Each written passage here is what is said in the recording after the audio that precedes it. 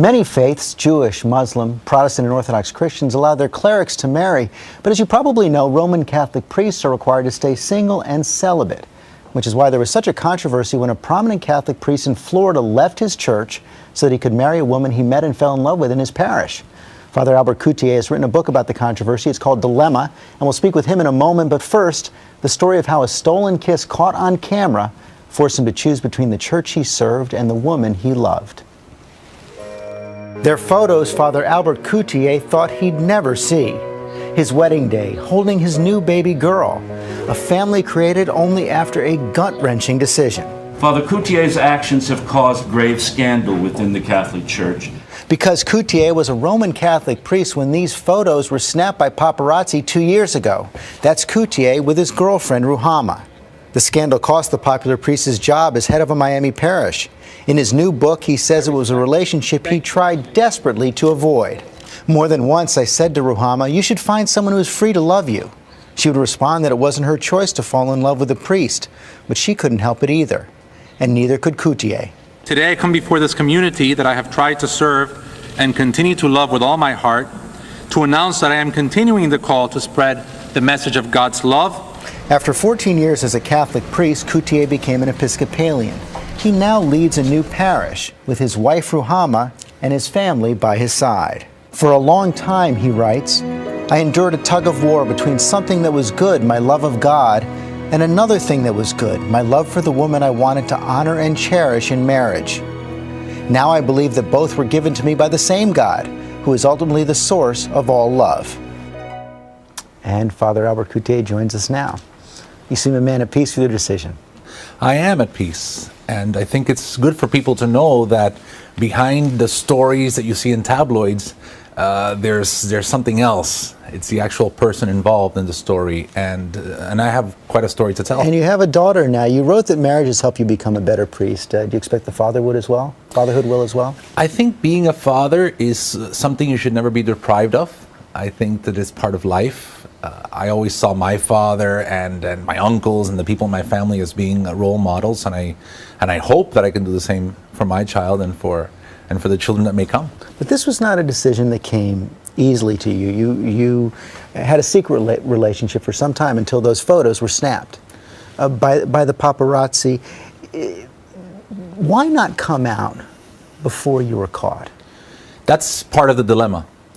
When you are raised in a culture that tells you this is the way to be a priest, celibacy is that tug of war that I talk about. And actually, I always say that celibacy works for some priests some of the time, but it does not work for most priests most of the time. A lot of priests struggle with these things. And remember, a violation of celibacy is not just getting caught with a secret girlfriend or boyfriend in the case of some priests. The truth is, a violation of celibacy can be watching pornography on the internet, masturbation even. The basic human sexual expressions are violations of celibacy.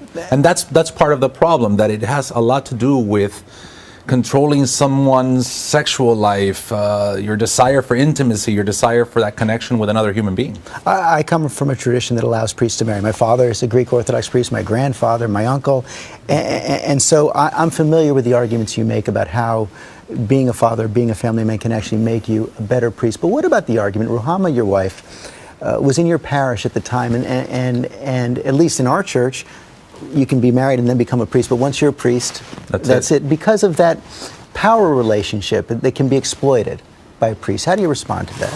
It's interesting because that does happen if in your mind you really believe that you have this power over people. I never felt like I had a power over people, especially over Ruhama, because she's an adult. You know, we're about the same age. She's 5 years younger than me, but there was never a situation where I felt I used my situation to get involved with her. On the contrary, we avoided each other for a long time. I always say it's like magnets that attract, that no matter how much you try to pull them apart, they still come together. Years. We did. We both did. You're pretty tough on the Catholic Church in this book. One of the things you write is that celibacy is not something the Catholic Church takes seriously. What did you mean by that? I think that on the outside, there are all these rules.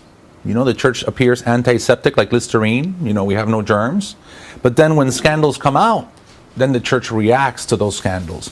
What I was surprised in my situation, and the reason where perhaps you see that I'm critical, is that what I'm really bothered by is the fact that you would respond to this situation between an adult consenting female and an adult male, both of them single, in such a harsh way. But when priests are caught in other situations, sometimes there's no statement, sometimes there's no public declaration.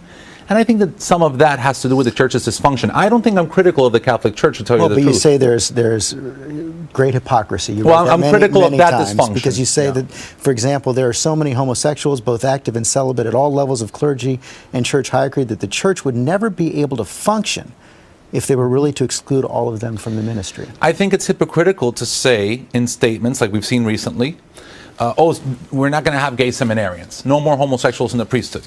We're not admitting people to the priesthood. And I say, well, what are you going to do with hundreds of thousands of priests that already are here serving, and they're good men? At the highest levels of the church, you're right. At the highest levels. Some of them, I know, honor celibacy and do it quite well and are happy men and are integrated sexually, but some are not, and the church knows it. So I think just insisting on celibacy for everyone is the problem. Not that celibacy is bad. I don't want to tell people, oh, celibacy is bad all across. No. But insisting that every diocesan secular priest make a promise of celibacy as part of that commitment, it's never been part of the tradition. 40 popes were married. And for 1,200 years, all priests had the option to marry. So I don't think that this is even part of something that's traditional. You're still a priest, but now an Episcopal priest. What do you think you've sacrificed by leaving the Catholic Church? In the Roman Catholic Church, there's numbers. Lots of people. Our churches are smaller, the congregations are smaller. But I believe that many of the people who go to the Roman Catholic Church, even though a lot of them criticize my decision to break the promise of celibacy, I say, but you know, 80% of Roman Catholics don't agree with their church on in vitro fertilization. For example, that's a mortal sin. Tying your tubes, getting a vasectomy, remarrying after a bad marriage. All of those things are mortal sins, and you can't even go to communion. People go anyway, thank God. You know, it doesn't keep them from communion.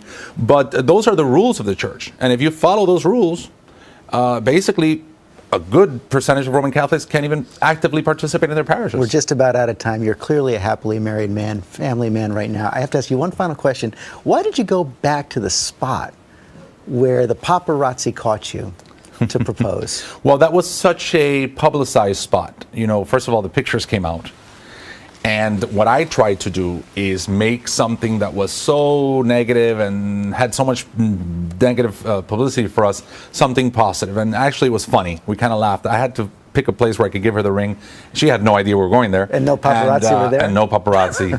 And it was good. Father Coutier, thanks very much. Thank you. The book is called Dilemma. You can learn a lot more about Father Coutier's life, struggle, and love by reading an excerpt of it at our website, abcnews.com/GMA.